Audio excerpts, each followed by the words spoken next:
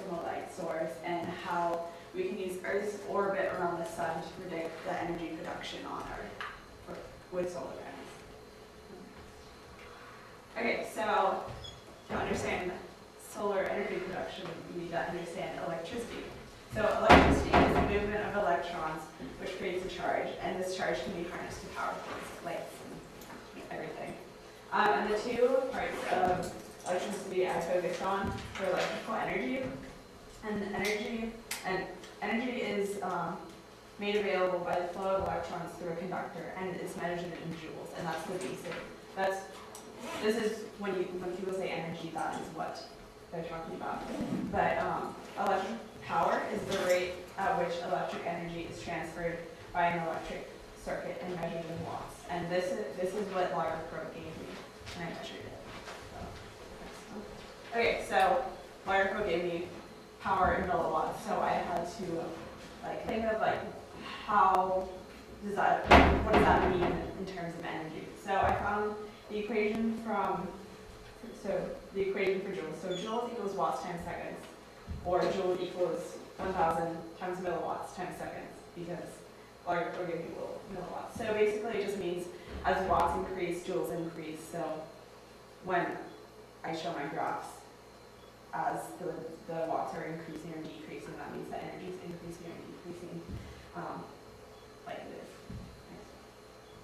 Okay, so the solar panel should produce the most energy when it's being hit, when the light's coming perpendicular to the light source, because it's hitting straight on.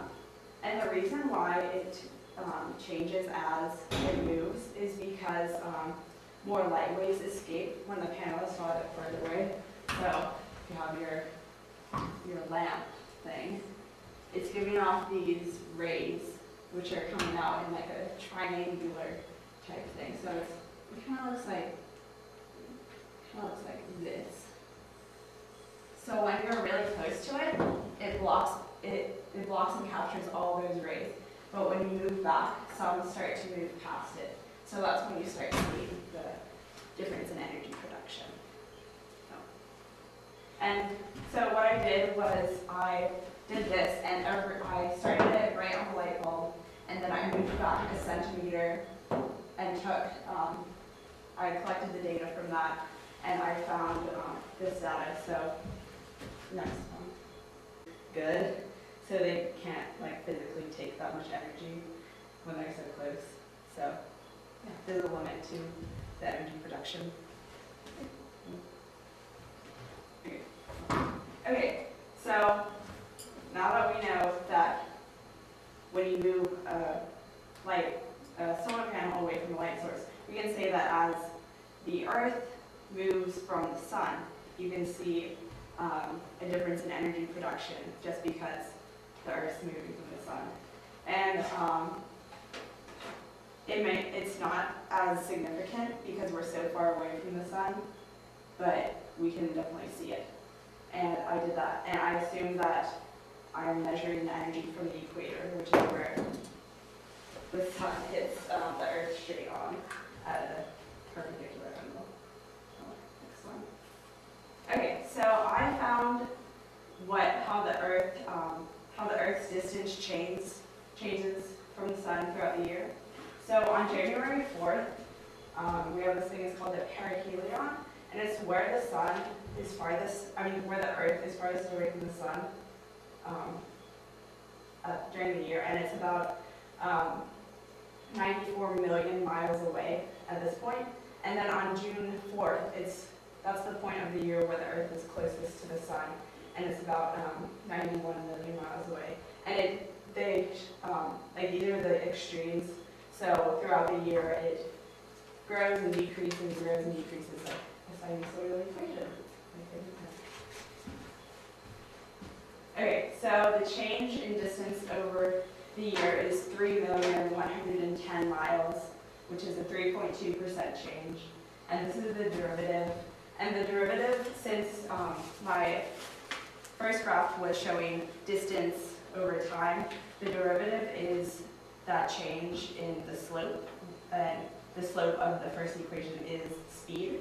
So this shows how the speed of the Earth changes during the year, how it goes up and down and up and down.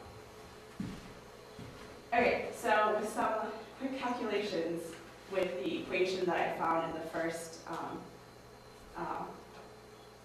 graph, I found that there is a difference in energy production during perihelion and aphelion.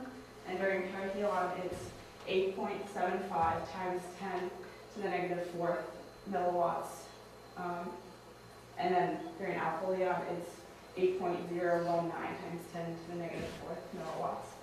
And that is a 0.731 times 10 to the negative 14th milliwatt change, or an 8.3% change. And this is the graph of how that energy production changes throughout the year. And it's very zoomed in. These should be 8.75 times 10 to the negative 14th, but I couldn't get it that small. So even though it looks significant, it's only that much change in milliwatts in 365 days. So yes, it's there, but it's not very significant. So in conclusion, like I said, it changes, but not very significantly. But that might be due to the fact that these solar panels are very small and not very good. So all my calculations were based on these solar panels that can't take that much energy.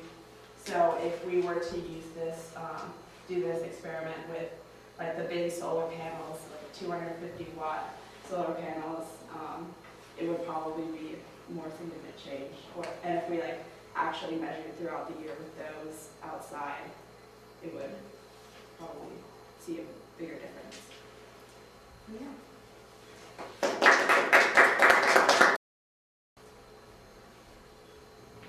So you're giving us the next project, right? Yeah. So we can actually take one of those 250 watt units, right? Measure the energy and then do what? Just physically move it closer to the sun. Or you could track it over the whole year. Or we could track it over the whole year. Right? That's really interesting. And if there was a correlation, we could actually just measure, we could know where we were in our yearly cycle by knowing that energy output, right? So you wouldn't need a calendar, you just need a solar panel, you know the energy output for that solar panel, and that would tell you what your position is in the year. Huh. It's pretty bizarre. Because the sun's orbit around the sun is, so this is the sun. The Earth's orbit isn't a perfect circle, it's like more of an elliptical. So it's farther away at different times of the year. So this would be perihelion, this is off. Any other questions?